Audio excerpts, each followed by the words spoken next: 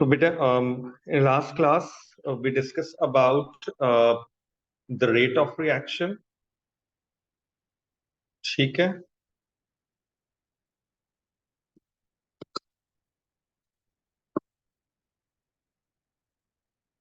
Okay. So yes, we discussed about the rate of reaction, and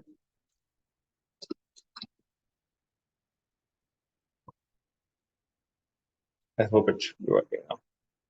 So rate is basically the change in the concentration of reactant or change in the concentration of product per unit time. ठीक है. और अगर आपको if you are provided with a concentration versus time graph, तो concentration versus time graph का जो gradient होता है that's basically called the rate of reaction. ठीक है. There are two conditions. हमने थोड़ा सा ना यहाँ पर at this stage we done something about the collision of the particles. ठीक है. So we used to say, we said that when two particles collide, there are two conditions. The first condition is simple, that the particle collide and they simply bounce back. Okay, this is called ineffective collision. In case of effective collision, two particles collide and they transform into a product. For product, if they collide and transform into a product, this is called an effective collision. Okay, for having an effective collision, there are two conditions. First condition, the particle must collide with a sufficient amount of energy which is greater than or equals to the activation energy, and the second condition, they must collide with the correct orientation. यानी बिल्कुल एक head on collision होना चाहिए, side by side collide करते हुए ना चले जाएं. तो at this point I said कि हम जो है वो we can not do anything with the orientation of the molecule. हम उनकी डायरेक्शन चेंज नहीं कर सकते, ऐसे ही ना. तो हम क्या करते हैं, we either increase the number of collision taking place per unit time. हम उन्हें बढ़ा देते हैं. कैसे बढ़ाएंगे? By increasing the concentration. So the system is more crowded, there are more particles, more effective collision will takes place if you have more collision taking place. ठीक है ना. ज्यादा collision होंगे, ज्यादा effective collision हो जाएगा. We increase the pressure. By increasing the pressure, you have the same number of particles, ठीक है, but in a less volume. So the particle come close to each other and the collision take the number of collision per unit time बढ़ जाएगा. ज्यादा collision होंगे, ज्यादा effective collision हो रहा होगा. So वो हम करते हैं प्रेशर बढ़ाने से. और we can increase the average kinetic energy of the particle by increasing the temperature, or we can decrease the minimum energy criteria, यानी हम एक्टिवेशन एनर्जी को डिक्रीज कर देते हैं by adding a catalyst. So concentration का आपको like statement 4 lines का लिखना आना चाहिए. ठीक है. जैसे on increasing concentration of the reactant. अच्छा, एक पॉइंट और रहे याद कि प्रोडक्ट की कॉन्सेंट्रेशन बढ़ाने से रेट ऑफ रिएक्शन पे कोई फर्क नहीं आएगा. रेट ऑफ रिएक्शन में फर्क आएगा रिएक्टेंट्स की कॉन्सेंट्रेशन को इंक्रीज करने से. प्रोडक्ट आप बढ़ा दें, हाँ, if it's a reversible reaction, वो हम रिवर्सिबल रिएक्शन वाले पार्ट में कंप्लीट करेंगे इक्विलिब्रियम में. ठीक है. So yes, on increasing the concentration of reactant, there are more particles in a given volume. The frequency of collision increases and hence more effective collision will take place. ठीक है. So the rate of reaction increases. सही, यहाँ तक बात समझ में आ गई. Concentration बढ़ाओगे, number of collision बढ़ जाएगा क्योंकि आपके particles जो है वो बहुत ज्यादा crowded हो जाएगा, सिस्टम करीब करीब आ जाएंगे, and more effective collision will take place. Effect of pressure. On increasing pressure, you have the same number of particles in a less volume. करीब करीब आ जाएंगे ना, जब compact हो जाएगा, करीब करीब आ जाएंगे. More collision and hence more effective collision will takes place. ठीक है. अच्छा, एक बात याद रखिएगा, on increasing the concentration, the rate of reaction increases. वो तो बढ़ेगा ही बढ़ेगा क्योंकि ज्यादा collision होंगे, ज्यादा effective collision हो रहे होंगे. Amount of product भी increase हो जाता है. If you double the concentration, rate भी double हो जाएगा and the amount of product भी double हो जाएगा.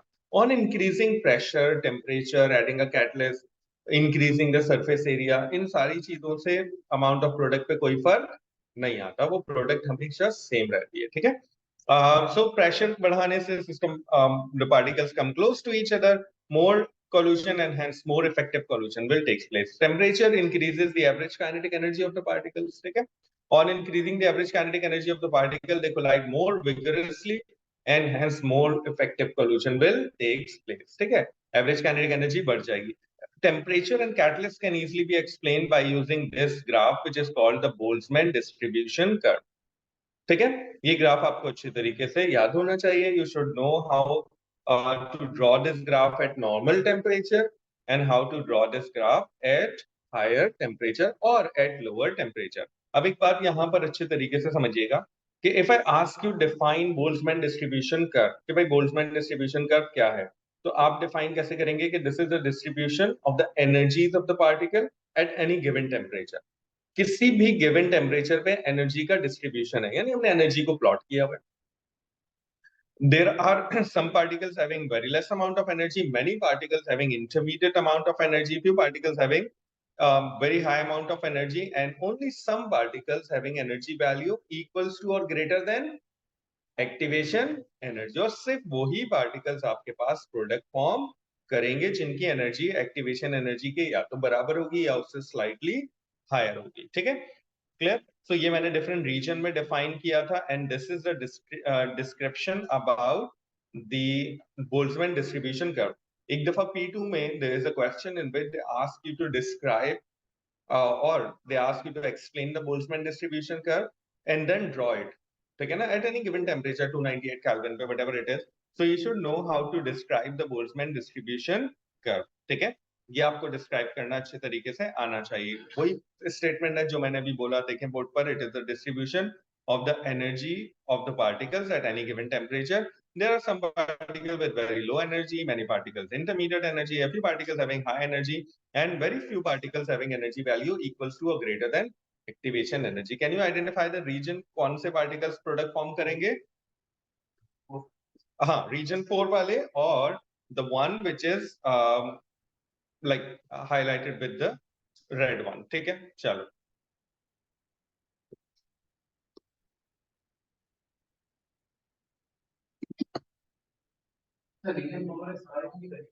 सारे नहीं करेंगे. Region red region all particle will form product, जितने हैं सारे, because they have an energy value equals to greater than activation. And mostly like I can say रफली 99% कर जाएंगे. हाँ, कुछ पार्टिकल्स ऐसे होंगे जिनकी एनर्जी तो बहुत ज्यादा होगी एक्टिवेशन, बट कोलिजन में जो ओरिएंटेशन है वो करेक्ट नहीं होगी, तो वो नहीं करेंगे. लेकिन वो एक कोलिजन में नहीं करेंगे, दूसरे में कर लेंगे. And there are like many collision taking place per unit time. ठीक है बेटा. So this is basically something about the effect of temperature and effect of catalyst. You can clearly see the blue line represent the energy of the particle at 10 Kelvin rise in temperature, higher temperature. ठीक है, and you can see the whole graph shift towards the right hand side, और peak की height जो है वो कम हो गई. और हमने कुछ क्वेश्चंस देखे थे, आज और देखेंगे, जिसमें आपके पास जो है वो हाई टेम्परेचर के ऊपर बोल्ट्जमैन डिस्ट्रीब्यूशन का पिक करना होगा. And you can see there are more particles, almost double. They have an energy value equals to or greater than activation energy. Catalyst, yes, catalyst increases the activation energy value. Sorry, catalyst increases the rate of reaction by decreasing the activation energy value by performing the same reaction through an alternative route. किसी और रास्ते के through होता हुआ जाता है with a lower activation energy value. So this is the enthalpy profile diagram. Sometimes they ask you about the enthalpy profile diagram of a backward reaction in a reversible reaction. वहां हम discuss करेंगे इसे. देखिए, if the forward reaction जितना endothermic होता है, let's suppose the forward reaction is plus 30 kilojoules per mole, ये उसकी enthalpy value है. The backward reaction की होगी minus 30 kilojoules per. जितनी एनर्जी फॉरवर्ड को चाहिए होती है सारी की सारी बैकवर्ड रिलीज कर रहा होता है. जितनी फॉरवर्ड रिलीज करता है सारी की सारी एब्सॉर्ब हो जाती है by backward reaction. Activation energy हमेशा रखेगा, it's always from the reactant till peak की हाइट तक. तो अगर मैं बैकवर्ड रिएक्शन की बात कर रहा हूं, तो आप ये जो पी वाली बेस लाइन है, यहां से पीक के टॉप तक एक्टिवेशन एनर्जी को मार्क करेंगे, और एंथैल्पी चेंज होगी माइनस, और एरो की डायरेक्शन हो जाएगी डाउनवर्ड. ठीक है, ये हम आगे जाके एंथैल्पी वाले चैप्टर में और अच्छे तरीके से करेंगे. And this is the enthalpy profile diagram of a reaction that taking place in two steps. ठीक है, step 1 की activation energy है, step 2 की. It's not necessary that the activation energy of step 1 is always higher than step 2. जरूरी नहीं है, लेकिन ऐसा हो भी सकता है. तो हम जनरली ऐसे ही होता है कि फर्स्ट के मुकाबले में सेकंड स्टेप में, क्योंकि इंटरमीडिएट फॉर्म हो चुका होता है, तो सेकंड स्टेप की एक्टिवेशन एनर्जी नॉर्मली कम होती है, लेकिन ये कोई ऐसी कंडीशन नहीं है. And the last part of this is the types of catalysis. There are two types of catalysis: homogeneous and heterogeneous. Homogeneous catalysis में reactant and catalyst are in the same physical state. These are the two examples. You must memorize these examples अच्छे तरीके से. ठीक है?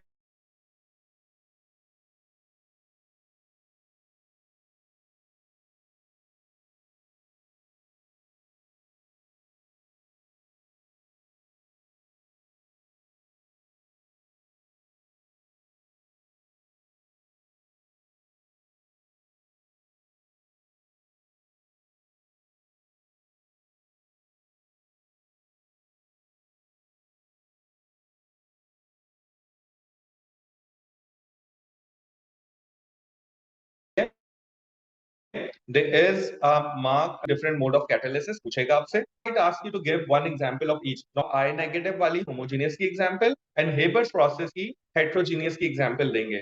Because in these two example, एक में iron solid Haber's process में, and the second one is basically iron 2 plus is used as a catalyst. ठीक है, clear है? तो homogeneous heterogeneous की examples याद होनी चाहिए. ये दोनों तो बहुत common examples हैं. O level से आपको याद हो. इसमें भी ऊपर वाली एग्जांपल वही है जो हेबर्स कांटेक्ट प्रोसेस की है. But in atmosphere contact process में तो सल्फर डाइऑक्साइड जब ऑक्सीडाइज होता है सल्फर ट्राइऑक्साइड में, तो उसे जो है वो V2O5 as a catalyst is acting. In this one, nitrogen dioxide gas is acting as a catalyst. बहुत सिंपल सा चैप्टर है. Let's see how they asking these questions in exam. ठीक है? So this is the first question. Which curve is obtained if the rate of reaction is plotted against time? Okay, rate of reaction plotted against time. Normally क्या होता है? The initial rate of reaction maximum होता है, जैसे जैसे time proceed होता है, rate of reaction decreases and ultimately zero हो जाता है. यानी D profile is a normal D is the profile is the normal profile for the rate versus time graph. Initially rate maximum होगा और आप सबने ही आंसर किया था. Why initially the rate is maximum? Because we have maximum amount of reactants present. जैसे जैसे reaction proceed करता है रिएक्टेंट्स के अमाउंट कम होता रहता है और रेट ऑफ रिएक्शन डिक्रीजेस होते होते ultimately it become zero. But this particular reaction is about a auto-catalyzed reaction. Auto-catalytic reaction are those reaction in which the product is acting as a catalyst. अच्छा, आपने देखा auto-catalytic reaction को इन्होंने define किया आगे, है ना? define किया क्या? That is a reaction in which one of the product catalyzes the reaction. It means that autocatalytic reactions are not a part of our syllabus. ठीक है? इसलिए they define it, they describe it. If they asking anything which is not directly a part of a Cambridge syllabus and they use that term, तो उस term को वो define करेंगे. जैसे एक जगह पर एटॉमिक स्ट्रक्चर में, if you remember, they ask about isoelectronic. एक क्वेश्चन था एटॉमिक स्ट्रक्चर में in which they ask about the isoelectronic. Isoelectronic का मतलब होता है सेम नंबर ऑफ इलेक्ट्रॉन्स. ठीक है ना? क्लियर? उसको उन्होंने डिफाइन किया. Two atoms that have the same number of electrons are called isoelectronic. Okay, now देखिए, नॉर्मली इनिशियली इस रिएक्शन में क्या होगा? The rate of reaction zero होगा. ठीक है ना? बहुत स्लो होगा. फिर जैसे जैसे टाइम प्रोसीड करता है रेट ऑफ रिएक्शन बढ़ता है. टाइम जीरो पे तो रेट ऑफ रिएक्शन जीरो ही होगा. ठीक है ना?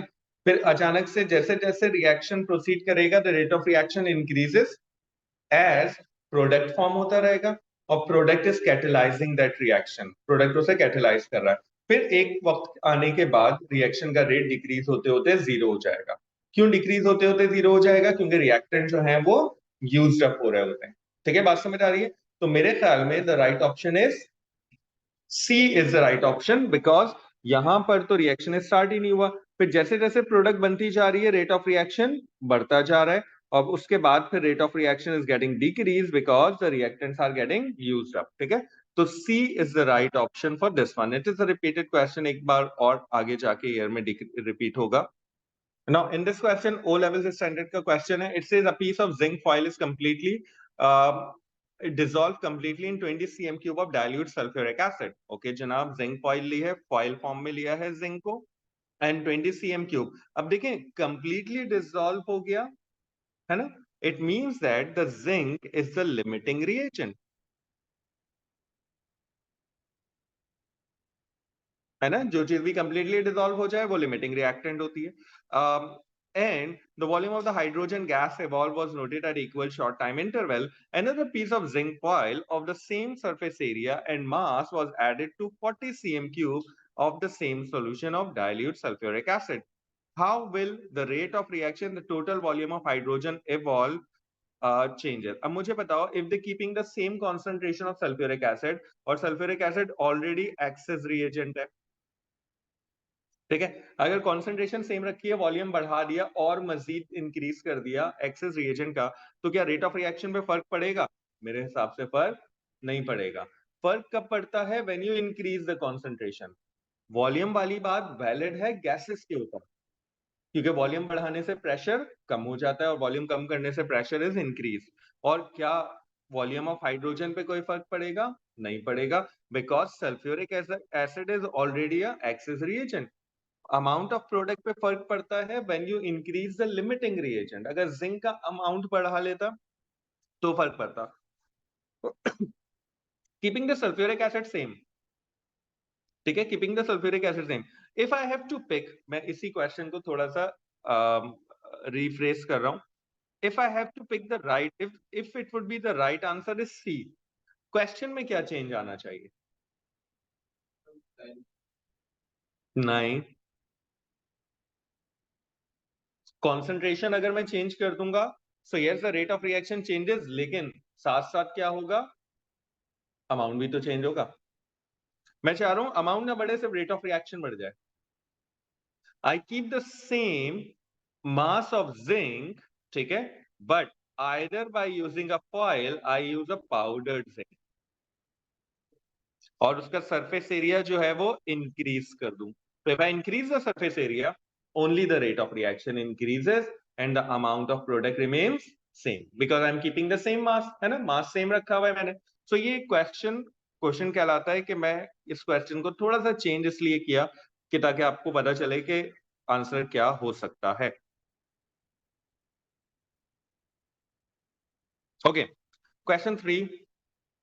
It is often said that the rate of typical reaction is roughly double by raising the temperature by 10 degrees Celsius.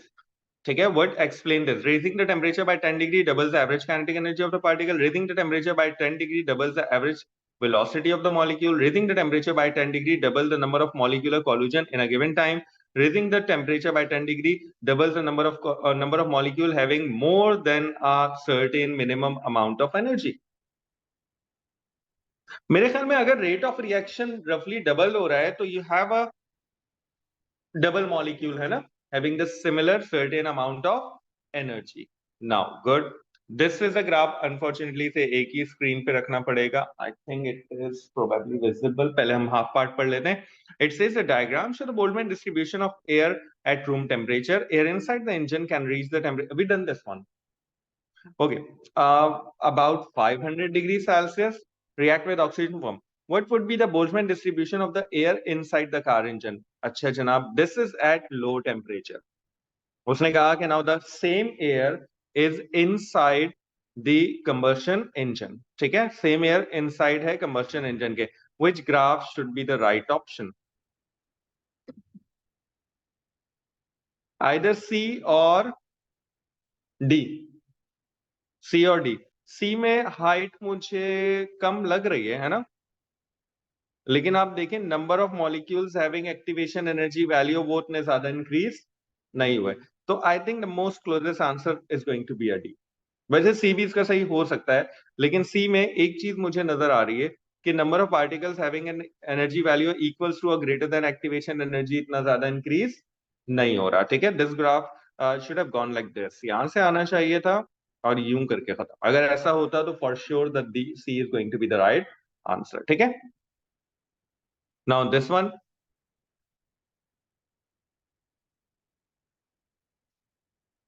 Okay, now the reaction represented by the following equation was carried out.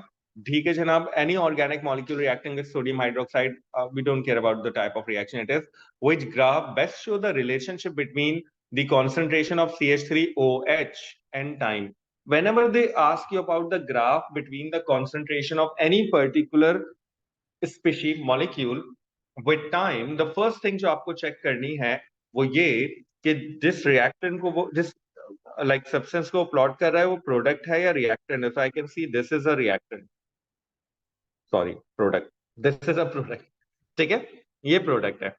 तो product versus time graph कौन सा होना चाहिए? Concentration of either A और C, but इतना linearly increase नहीं होता जितना सी में है. तो right answer is A. And you have done this one in O levels. अब अगर इस ग्राफ में मैं आपसे कहूं कि दिस इज अनदर ग्राफ, ठीक है, this is a graph A and this purple one is a graph B, क्या चेंज लेकर आए?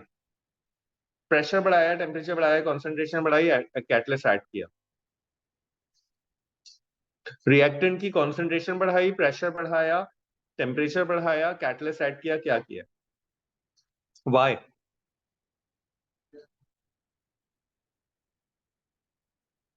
यू सेड कि स्मॉल टाइम में ज्यादा प्रोडक्ट मिल रही है. याद रखिएगा, the amount of product only increases when you change the concentration.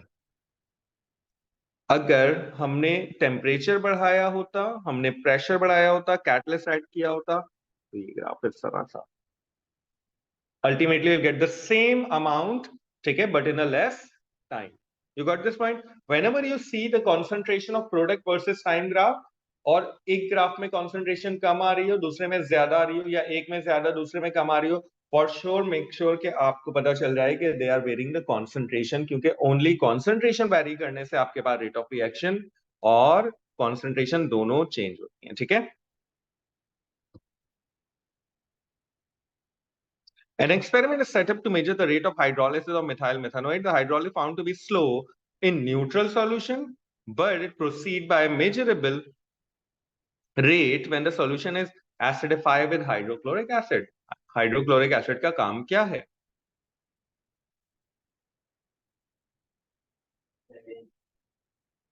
हाँ, है ना, कुछ भी नहीं कर रहा. उसने कहा कि without neutral solution like without H positive slow reaction था. ठीक है, but in the presence of H positive hydrochloric acid reaction fast हो गया, तो it must be a catalyst. ठीक है, कुछ थोड़े सा ऑब्वियसली मैं स्किप कर देता हूं question. Now can you see question number 8. हमने कर लिया है 500 केल्विन डॉटेड लाइन है. ठीक है, और नहीं, सॉलिड लाइन 500 केल्विन है, डॉटेड लाइन 300 केल्विन है, यानी dotted line is eight low temperature. So the right answer is, am I right? If the dotted line is at low temperature and the solid line is at high temperature, I think the right answer is going to be the C option. नहीं, मैं फिर भी mark कर देता हूं. Dotted line आपके पास जो है वो 300 केल्विन पर है. Read the statement back again. And this one at high temperature 500 kelvin. तो 500 केल्विन पे हाई टेम्परेचर पे the whole graph will shift towards the right hand side.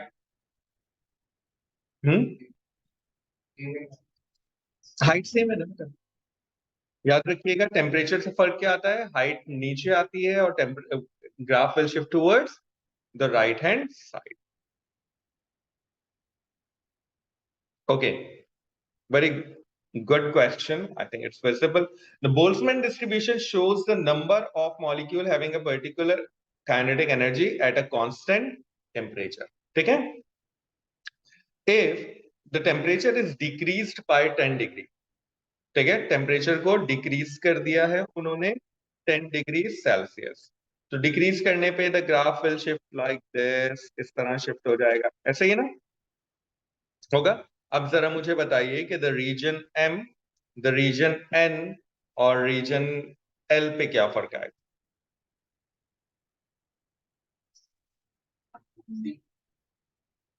देखो, एवरीथिंग यहां से तो पार्टिकल सिर्फ यहां आ रहे हैं, L में तो पार्टिकल सिर्फ ऐड हो रहे हैं, तो L शुड इंक्रीज. ठीक है, और N से पार्टिकल सिर्फ जा रहे हैं, तो N शुड डिक्रीज. और M से ज्यादा जा रहे हैं M से. ठीक है, more are going out of the system and less are coming, क्योंकि N में तो ऑलरेडी थोड़े से थे. जब थोड़े से n से शिफ्ट होंगे तो बहुत कम आ रहे हैं, तो right answer is basically the C option is the right answer. ठीक है, इसका ये दोनों ऑप्शन ठीक थे, दिस ऑप्शन वाज रॉन्ग। तो अगर m में if you have a confusion about the middle region which is the m region, वैसे टेक्निकली देखने से नजर आ रहा है ज्यादा जाएंगे और कम आएंगे। अच्छा यहाँ ये the diagram show the Maxwell Boltzmann कहलाता है the complete name, distribution curve for the molecule of a sample of a gas of two different temperature, ठीक है, which letter on the axis represent the most probable amount of energy at the lower temperature। पहले तो मुझे बताइए कि इस term का मतलब क्या है, most probable amount of energy of the molecule.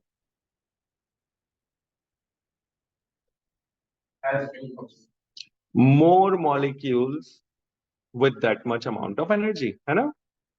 तो मोर मॉलिक्यूल, और बात हो रही है lower temperature, means we look at this graph only, this is the graph at low temperature, हम सिर्फ इसको देखेंगे। और इसमें कौन से पार्टिकल्स हैं जिनकी most probable amount of energy है, ए और बी तो हो नहीं सकता, A and B are the number of particles, C and D is the energy, क्योंकि इसमें याद रखिएगा एक्स एक्सिस पे हमेशा आपके पास एनर्जी होती है और यहीं पे हम एक्टिवेशन एनर्जी को मार्क करते हैं। ठीक है, डन है, तो C is the right answer for this one, it's a repeated one.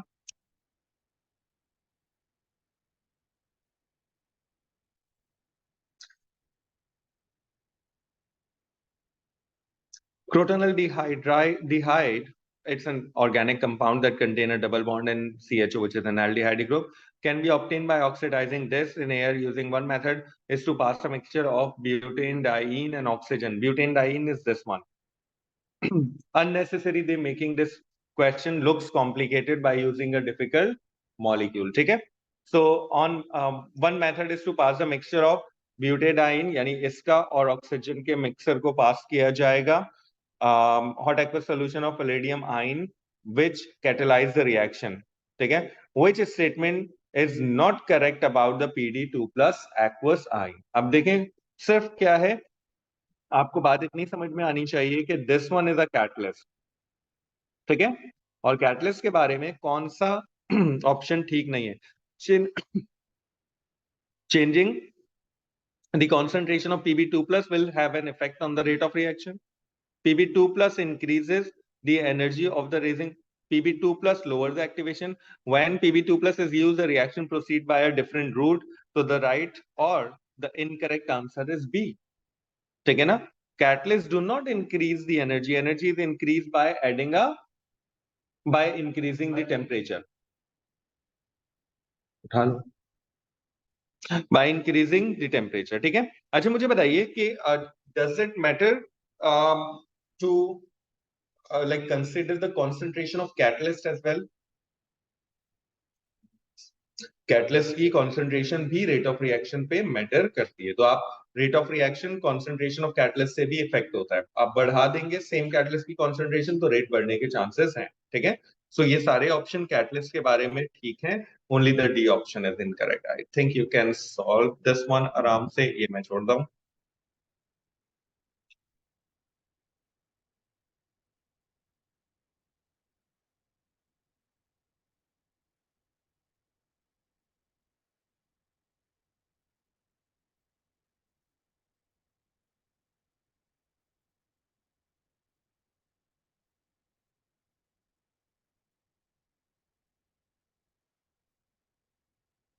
बताइए जनाब।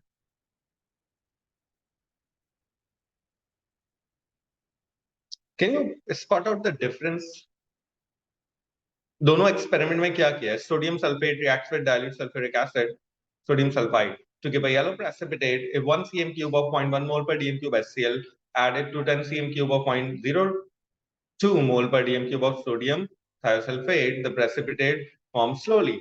If the experiment is repeated by keeping the concentration of HCl in the volume same, ठीक है, और सोडियम थायोसल्फेट की कॉन्सेंट्रेशन को बढ़ा दिया, ठीक है, so you can see this is the part which is different, यानी ये मेरे पास हाई कॉन्सेंट्रेशन है of sodium thiosulphate. So concentration बढ़ाने से क्या फर्क पड़ता है भाई, क्या एक्टिवेशन एनर्जी पे फर्क आता है, no, The reaction proceed by a different pathway. No, this is also because of catalyst. The collision between the particles are more violent and 0.5 mole in use. The reactant particle collide more frequently. I think this is because of temperature. C बढ़ाने से frequency तो और D concentration बढ़ाने से frequency of collision बढ़ती है ना? और C temperature बढ़ाने से होगा. Temperature बढ़ाने से they collide more vigorously. मैंने भी यही term लिखवाई है. प्रोडक्ट भी ज्यादा आना चाहिए. इसमें थोड़ा सा क्वेश्चन ये है कि ये लिमिटिंग होगा तो प्रोडक्ट ज्यादा आएगी, लिमिटिंग नहीं होगा तो प्रोडक्ट कम आएगी. ठीक है, ओके जनाब, ये हमने कर लिया था. It's a good question. Different Boltzmann distribution are shown in the diagram. ठीक है, तो diagram 1, okay, one curve P and a Q correspond to a temperature higher than that of other curve. In diagram 1, P curve जो है वो, in diagram 2, one line x and a y represent the activation energy of a catalyzed energy. ठीक है, higher temperature पे Q होगा, agreed, और presence of catalyst वाली value होगी x. So the right answer is, अब देखो क्या किया, they split the Boltzmann distribution curve into two part and they ask many time, they ask the same question in a same diagram. एक ही diagram पे draw करके कई बार पूछा, इस बार थोड़ा सा स्प्लिट करके पूछ लिया, तो हमारे पास कोई ऐसा डिफरेंस नहीं, we can easily answer. Spontaneous reactions क्या होते हैं? फास्टर, है ना? एक तो टर्म फास्टर यूज कर सकते हैं और दूसरी टर्म हम यूज करते हैं कि they are the reaction in which once they started they keep going on until one of the reactant or both of the reactant get finished. जैसे कंबर्शन है, ठीक है ना, आपने घर में स्टोव ऑन किया, आपने उसे इग्नाइट किया और कंबर्शन स्टार्ट हो गई. अब जब तक either you turn off the supply of oxygen or you turn off the supply of fuel, जिसे हम गैस कहते हैं, जब तक वो चलता रहेगा, that's called a spontaneous reaction. Another very good example of a spontaneous reaction is a diffusion. हाँ, बिल्कुल बिल्कुल, डिफ्यूजन की एक बहुत अच्छी एग्जांपल जो है वो फिजिकल प्रोसेसेस में, diffusion is a good example. You drop a bottle of perfume somewhere and after some time it's start diffusing spontaneously and is spread throughout the room. ठीक है, so spontaneous once started keep going on. बताइए जनाब, spontaneous reaction faster reactions ही होते हैं technically. जी जनाब, answer.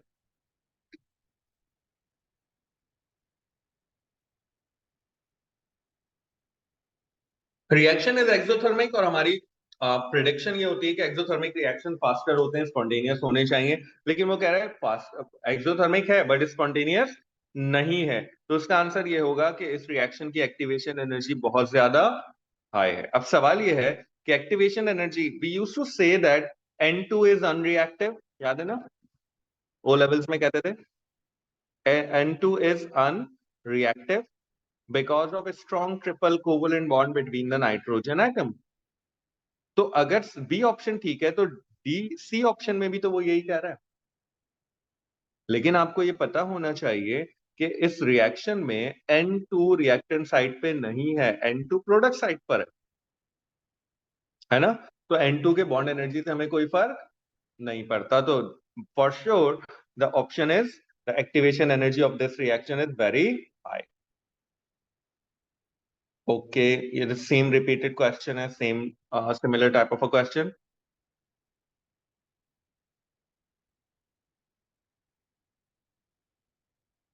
Okay, catalysis से related. In Haber's process for the manufacturing of ammonia, why is the heterogeneous catalyst iron is finally divided in a finally divided state? To increase the surface area, to provide the maximum reduction in the activation energy, to reduce its loss during the reaction, to reduce its surface area. I think to increase the surface area. Whenever they're using anything in a finally powder form, it's always to increase the surface area. You can see the same question. I think यहाँ y लिखा हुआ होगा, that's a misprint, है ना. मैंने कहा था ना, यही सेम क्वेश्चन वो स्प्लिट करके पूछा है. और 10 like this is the maximum difference they can create कि कभी वो split करके पूछ लेते हैं, कभी वो same. Easy है, yeah, I'm skipping this one.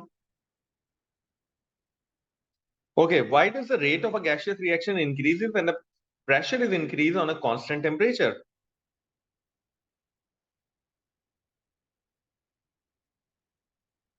On increasing the pressure, you have the same number of particles but in a less volume. So उससे फर्क क्या आता है? Yes, they collide more frequently. देखो vigorous collision होगा जब temperature बढ़ाओगे, ठीक है? कॉन्सेंट्रेशन और कॉन्सेंट्रेशन एंड प्रेशर इंक्रीज करने से फ्रीक्वेंसी ऑफ कॉल्यूशन इंक्रीज होती है. तो फ्रीक्वेंसी ऑफ कॉल्यूशन इंक्रीज होगी तो the right answer is D option for this one. Okay, हाँ,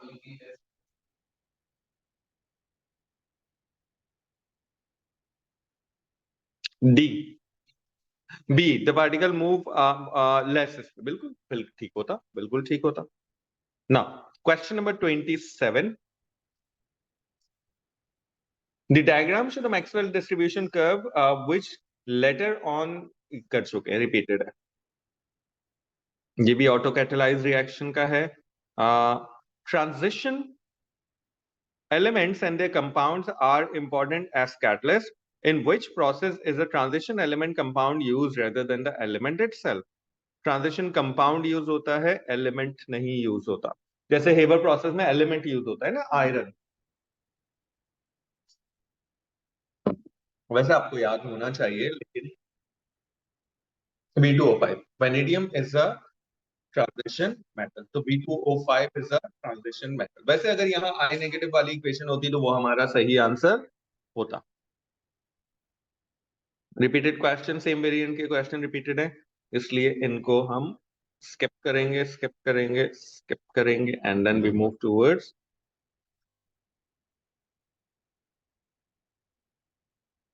okay, which rock correctly describe what happens when the temperature of a chemical reaction is decreased? Activation energy, पक्की बात है, it remains same. Number of successful collision and the right option. ठीक है ना? Okay, good.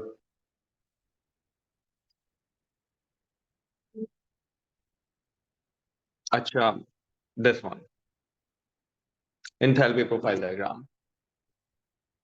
The diagram shows the pathway of a reaction which with and without catalyst, which later represent the overall energy change in the reaction. Overall energy change for the reaction.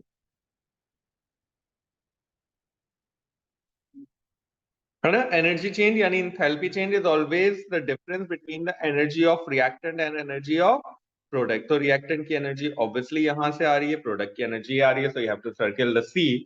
अच्छा, if I ask you few question in this particular graph, मैं थोड़ा सा ये discussion इसलिए करता हूँ कि it's not necessary they're going to ask you the same question. Sometimes question को थोड़ा सा modify करके पूछा जा सकता है. तो जिन question में ये chances होते हैं कि modification हो सकती है, मैं थोड़ा सा discuss करके आगे जाता हूँ.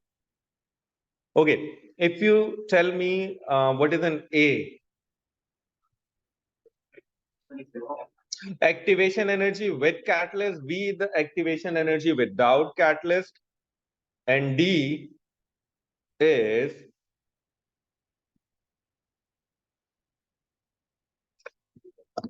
the activation energy of a backward reaction. It is a reversible reaction which is given. ठीक है ना?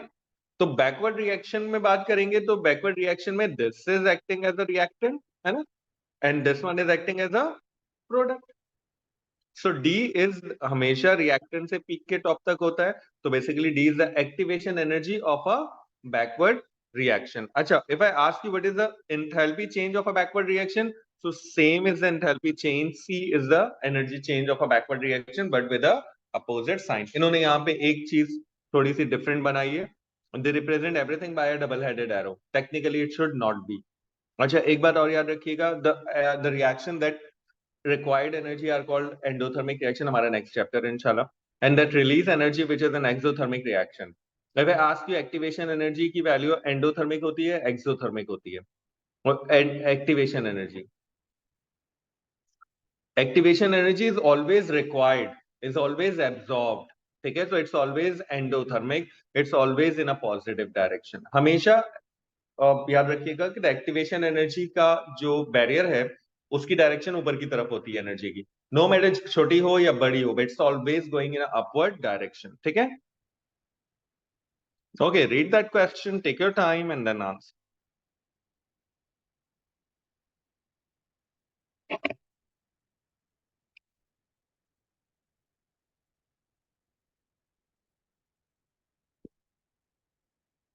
I'm just going to tell you इसको करना कैसे है. You have to calculate the number of moles of CaCO3, which is 4 over 100. ठीक है, mass over mR, number of moles आ जाएंगे. You have the volume given, you have the concentration given. Number of moles is equal to concentration into volume. So आपके पास number of moles of HCl आ जाएंगे. ठीक है, now you have the moles of calcium carbonate, moles of HCl.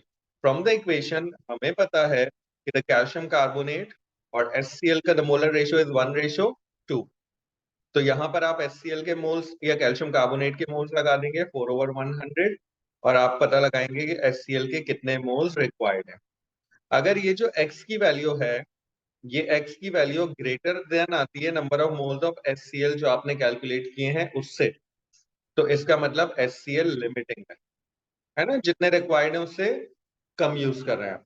और अगर X की value is greater than number of moles of HCl, यानी जितने required है आप उससे ज्यादा यूज कर रहे हैं, तो this one is an excess. अब दो बातें याद रखिएगा. एक्सेस रिएजेंट के अमाउंट को इंक्रीज करने से कोई फर्क नहीं पड़ता, कॉन्सेंट्रेशन बढ़ाने से रेट ऑफ रिएक्शन बढ़ जाएगा, उसके वॉल्यूम से कोई फर्क नहीं पड़ेगा. इन सारी चीजों को ध्यान में रखते हुए you have to solve this particular question. Why the rate of reaction changes with time?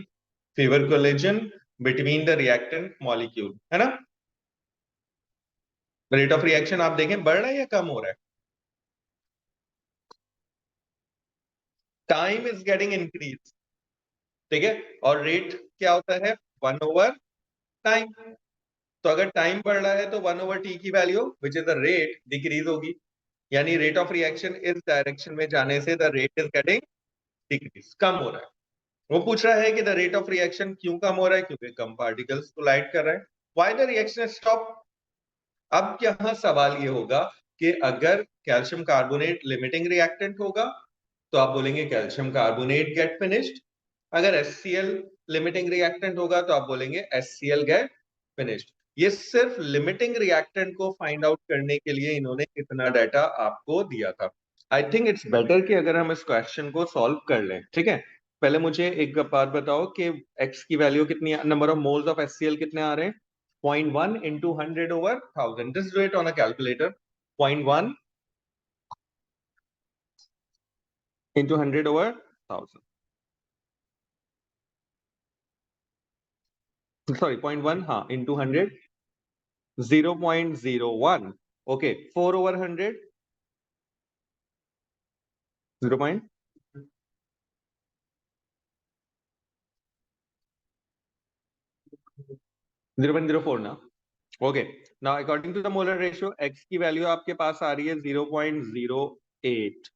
ठीक है, यानी X की वैल्यू जो है वो ग्रेटर देन है number of moles of HCl से, यानी HCl रिक्वायर्ड है 0.08 and they are using less than this, यानी HCl आपके पास है limiting reagent and that's the calculation for the limiting reagent, हमेशा ऐसे ही होती है. सो HCl गेट फिनिश्ड, जो लिमिटिंग रिएजेंट होगा that limiting reagent get finished.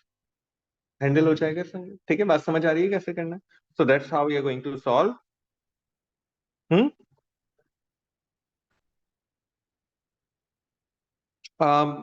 For that chapter, we normally do the questions. एक quick class में formula review करके and then we will do the worksheets. That's basically normally it. I think Boltzmann distribution वाला कर लेंगे. I'm just searching for the double. ठीक है जनाब. O levels type question है. A large axis of marble chips was placed in the hydrochloric 40 degree. How will the result be different when the reaction is repeated with 60 cm cube of 0.5 mole per dm cube hydrochloric acid at 40 degree.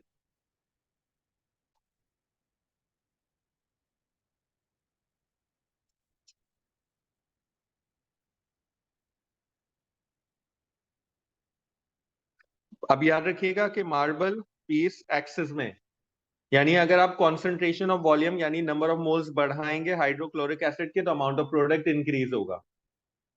ठीक है, so the reaction is slower but more product will form.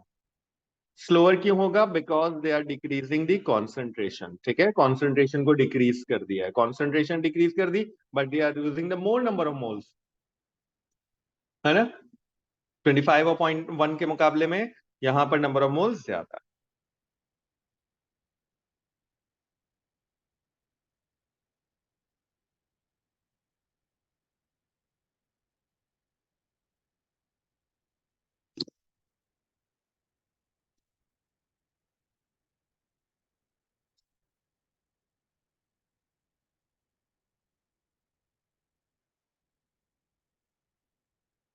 Obviously मैं तो just doing some rest, होना ही था ये।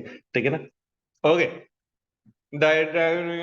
Which statement correct if the catalyst, ठीक है जनाब, if a catalyst reacted peak P will be lower and activation energy move towards left.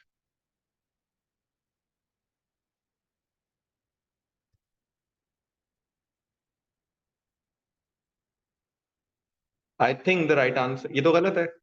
क्यों? Peak पे तो कोई चेंज नहीं आएगा ना कैटलिस्ट से। The shape of Boltzmann distribution curve is only changes with temperature, है ना। तो अगर वो सिर्फ कैटलिस्ट ऐड कर रहे हैं तो टेम्परेचर पे, शेप पे तो कोई फर्क नहीं आएगा। तो P remains same and the EA value shift towards left। ठीक है, कहीं भी लेफ्ट पे आप बना सकते हैं। तो C is the right answer for this one. Okay.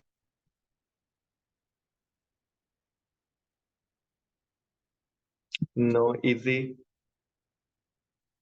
Enzymes, अभी हमारे पास enzymes basically नहीं है, but they sometimes used it as an example. The enzyme maltase speed up the reaction between maltose and water. ठीक है जनाब। Maltase show specificity. Which statement describe the specificity of maltase? Maltase is biological catalyst and it is a type of protein. Maltase is more effective between PS6 point some. Maltase lower the activation energy of the reaction. It catalyzes. ठीक है ना, सी है। देखें,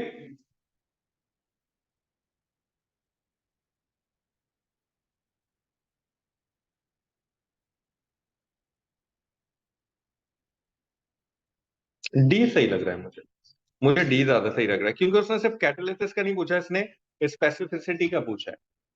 कुछ ही reaction होंगे जिनके लिए specific होगा, क्योंकि enzymes are the biological catalyst and they are very specific in their catalytic action. तो D is the right option. Speed up a small number of chemical reactions। ठीक है,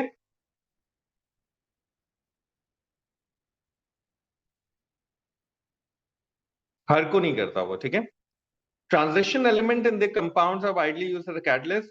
What is the identity and what is the oxidation number of the element present in the catalyst used in the contact process? This is the question when the catalyst, contact process was the part of our syllabus.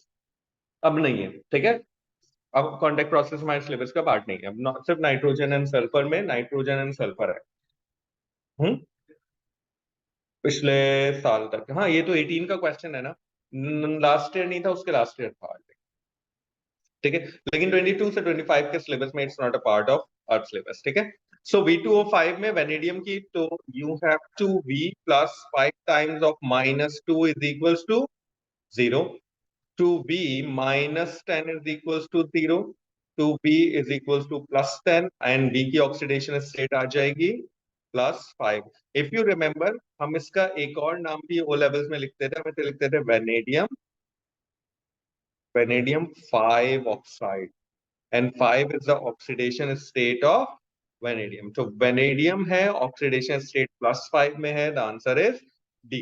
So we done with rate of reaction। मैंने तुम्हें 2002 से 2018 तक के question इस class में करवा दिए। So we done with this one। From 19 onward, you have to redo these question एक दफा, and then you have to do the question from 19, 20, 21, 20 3 साल के MCQs के questions put करने पड़ेंगे. ठीक है, so we keeping it till here.